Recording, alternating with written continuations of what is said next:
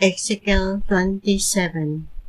Nag-ingon ang Ginoo kanako, tao, awitig-awit sa paglubong ang Tiro nga anaa magpuyo sa baba sa dagat ug nakipagmatigayon sa katawhan sa daghang kabaybayonan ug ingnas siya nga nag-ingon ang Ginoong Dios. O Tiro, nag-ingon ka, hingpit ang akong katahom. Ang imong puloy-anan anaa taliwala sa kadagatan. Ang imong katahom gihingpit sa imong mga magtutukod. Ang mga tablang gidapat kanimo mga piniling kahoy nga gikan sa bukid sa Hermon. Nagkuha sila kahoy ni sidro gikan sa Lebanon aron himuon nilang palo alang kanimo. Nagkuha usab sila mga tugas sa Basan o gihimo nilang mga gaod alang kanimo. Ang mga salog nga gidapat nila kanimo mga palo di China nga gikan sa kabaybayonan sa Sipre o gisapawan nila linaras nga tango sa elepante.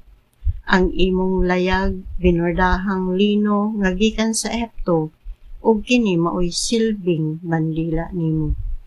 Asul og tapol nga panakton ang imong atop-atop ug gikan kini sa kabaybayonan sa Sipre. Ang imong mga manggagaod ug ang imong mga kapitan o Tiro, mga taong hanas kaayo. Ang mga kadagkuan sa gibal ug ang iyang mga taong batid mo'y nagbulit sa mga tinakduan sa imong mga tabla. Ang tanang barko ug mga sakayan mianha kanimo aron sa pagpakigbayloay sa imong mga baligya. Ang mga taga-Persia tagalod ug taga-Put na himong-imong mga sundalo. Gisab-ong nila diha kanimo ang ilang mga taming ug ang ilang mga helmet ug kini nakadugang sa imong katahom. Ang mga sundalo sa Arbad nagbantay sa imong mga paril ug ang mga sundalo sa Gamad nagbantay sa imong mga tore. Gisab-it nila ang ilang taming diha sa imong mga paril. Sila ang mga tawo nga naghimo kanimong matahom. Ang Espanya nakipagmatigayon kanimo tungod sa kadaghan nimong bahandi. Gibayloan nila kinig plata, puthaw, istanyo ug tingga. Nakigpamatigayon usab kanimo ang Grisya, ang Tubal ug ang Mesek. Gibayloan nila mga ulipon ug mga galamiton nga bronse ang imong mga baligya. Ang mga taga-Tugarma nakigbaylo kanimo sa ilang mga kabayo ug igugubat ug mga mula.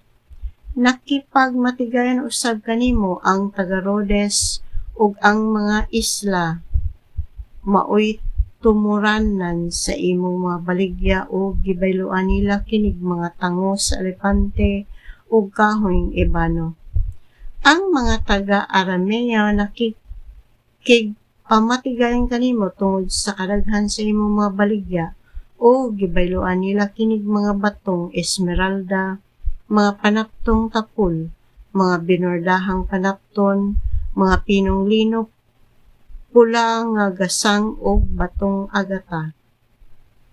Ang Juda ug ang Israel nakipagmatigayon usab kanimo ug ang imong mga baligya gibayloan nila og trigo, olibo, igos, dugos, lana ug balsamo.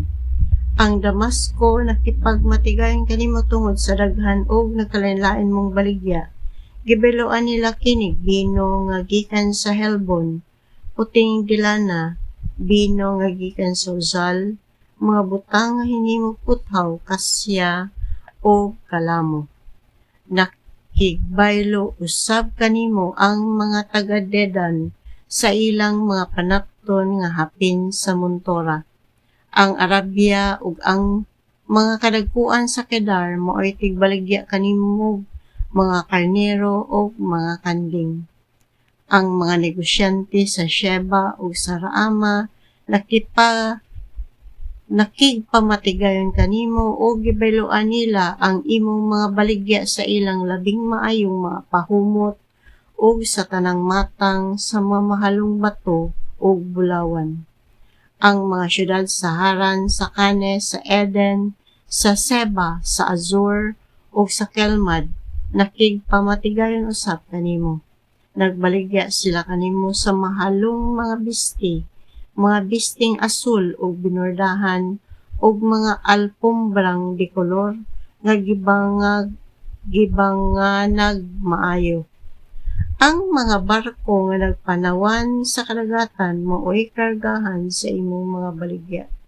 Sama ka sa usa ka barko nga puno kaayo sa mga karga ug naglawig sa kadagatan.